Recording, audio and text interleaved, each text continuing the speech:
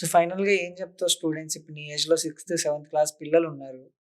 వాళ్ళకి చాలా మందికి పాపం చదువు బుర్రకెక్కదు. ఎలా చదవాలో తెలీదు. చదివినా రాదంటారు కొంతమంది. నువ్వేమో ప్రోగ్రామింగ్, సి ప్లస్ ప్లస్ అంటున్నావు, వేరియబుల్స్ అంటున్నావు, ఏవేవో చెప్తున్నావు. సో నీలాగా వాళ్ళవ్వాలి అంటే వాళ్ళకేం చెప్తావు? ఎలా సో చెప్తావు? వాళ్ళకి ఎందుకు రాదంటే హ్మ్. వాళ్ళకి అసలు అదంటే ఇష్టం ఉండదు. దాని మీద కాన్సంట్రేషన్ పెట్టే అంత అంత ఉండదు. హ్మ్. సో నేను చెప్పేది ఏంటంటే హ్మ్. ఫస్ట్ బేసిక్స్ నేర్చుకోవాలి. బేసిక్స్ అండ్ ప్లస్ దాన్ని ప్రాక్టీస్ కూడా చేయాలి. నేర్చుకున్న తర్వాత అలానే వదిలేస్తే మనకు రాదు. అంటే నాకు కూడా ఇప్పుడు నా దాంట్లో చూసినట్లయితే నేను కొన్ని ప్రాక్టీస్ చేయలేదు కాబట్టి నాకు కొన్ని రాలేదు. హ్మ్. అంటే ఇప్పుడు నా కాకుండా ఇప్పుడు మీ దాంట్లో మీరు ఒక దాన్ని ఎంచుకున్నారు, దాని గురించి నేర్చుకున్నారు అంటే దాన్ని మళ్ళీ ప్రాక్టీస్ చేయాలి. సో అలా చేస్తే మనకు ఇంకా గుర్తుంటది. ప్లస్ మనం చెప్పగలం.